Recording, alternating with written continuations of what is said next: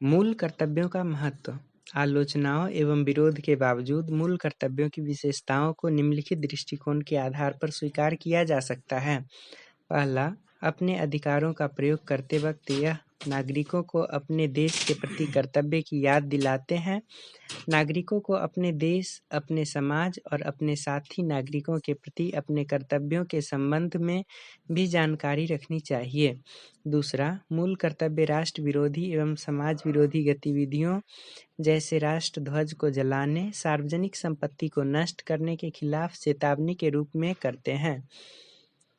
तीसरा, मूल कर्तव्य नागरिकों के लिए प्रेरणा स्रोत हैं और उनमें अनुशासन और प्रतिबद्धता को बढ़ाते हैं। वे इस सोच को उत्पन्न करते हैं कि नागरिक केवल मूक दर्शक नहीं, बल्कि राष्ट्रीय लक्ष्य की प्राप्ति में सक्रिय भागीदार हैं। चौथा, मूल कर्तव्य अदालतों को किसी विधि की संवैधानिक वैधता एवं उनके परीक्षण के संबंध में सहायता करते हैं। 1992 में उच्चतम न्यायालय ने व्यवस्था दी कि किसी कानून की संवैधानिकता की दृष्टि से व्याख्या में यदि अदालत को पता लगे कि मूल कर्तव्यों के संबंध में विधि में प्रश्न उठते हैं, तो अनुच्छेद 14 या अनुच्छेद 19 6 स्वतंत्रताओं के संदर्भ में इन्हें तर्क संगत माना जा सकता है और इस प्रकार ऐसी विधि को असंवैधानिकता से बचाया जा सकता है। पांचवा, मूल कर्तव्य विधि द्वारा लागू किए जाते हैं। इसमें से किसी के भी पूर्ण न होने पर या असफल रहने पर संसद उसमें उचित अर्थदंड या सजा का प्रावधान कर सकती है। तत्कालीन विधि मंत्री HR गोखले ने संविधान लागू होने के 26 वर्षों बाद मूल कर्तव्यों को शामिल करने के निम्नलिखित कारण बताए। स्वतंत्र भारत के बाद विशेषतः जून 1975 में आपातकाल की पूर्व संध्या पर लोगों के एक वर्ग ने स्थापित विधिक व्यवस्था का सम्मान करने की अपनी मूल प्रतिबद्धता के प्रति कोई उत्सुकता नहीं दिखाई।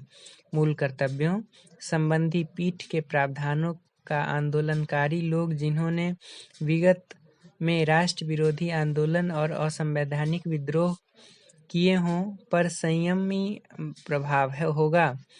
तत्कालीन प्रधानमंत्री इंदिरा गांधी ने संविधान में मूल कर्तव्यों को जोड़ने को उचित ठहराते हुए यह तर्क दिया कि इसमें लोकतंत्र को मजबूती मिलेगी।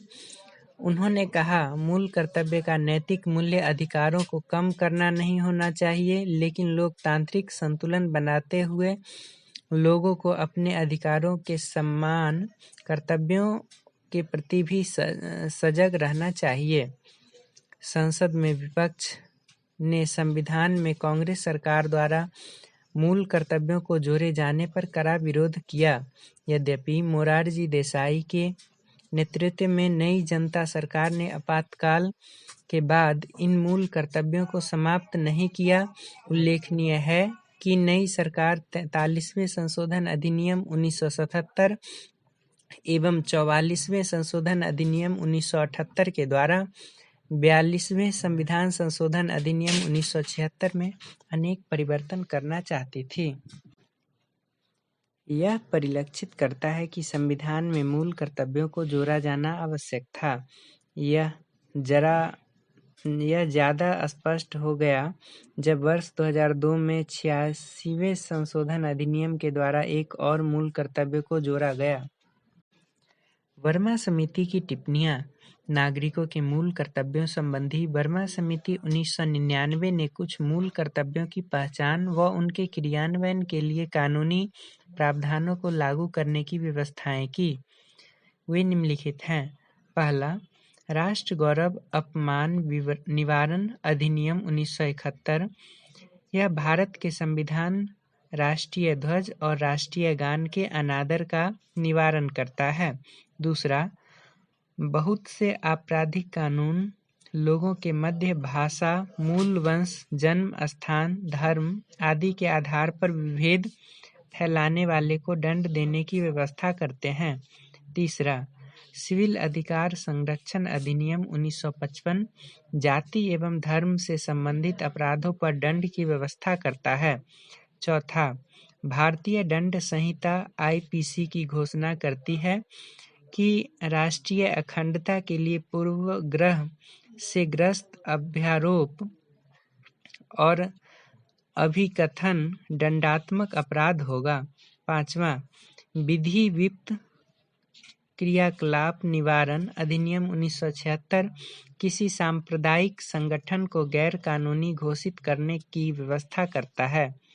छठा, लोक प्रतिनिधित्व अधिनियम 1951 भ्रष्टाचार में संलिप्त धर्म के आधार पर मत मांगने, लोगों में धर्म, जाति, भाषा के आधार पर विभेद बढ़ाने वाले संसद सदस्यों एवं राज्य विधानमंडल सदस्यों को अयोग्य घोषित करने की व्यवस्था करता है। सातवां, वन्य